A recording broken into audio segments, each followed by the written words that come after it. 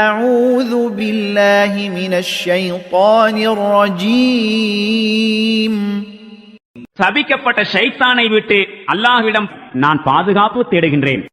هو الذي أنزل السكينة في قلوب المؤمنين ليزدادوا إيمانا مع إيمانهم ولله جنود السماوات والأرض وكان الله عليما حكيما.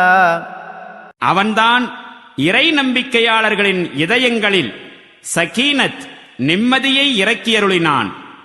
அவர்கள் தங்களின் நம்பிக்கையுடன் இன்னும் அதிகமான நம்பிக்கையை ஏற்படுத்திக் கொள்வதற்காக. வானங்கள் மற்றும் பூமியில் உள்ள படைகள் யாவும் அல்லாஹுவின் வல்லமையின் கீழ் உள்ளன. மேலும் அவன் மிகவும் அறிந்தவனாகவும் நுண்ணறிவாளனாகவும் இருக்கிறான். ليدخل المؤمنين والمؤمنات جنات تجري من تحتها الأنهار خالدين فيها ويكفر عنهم سيئاتهم وكان ذلك عند الله فوزا عظيما. அவன் எதற்காக இவ்வாறெல்லாம் செய்துள்ளானெனில் இறை நம்பிக்கையாளர்களான ஆண்களையும் பெண்களையும் நிரந்தரமாக வாழச் செய்வதற்காக.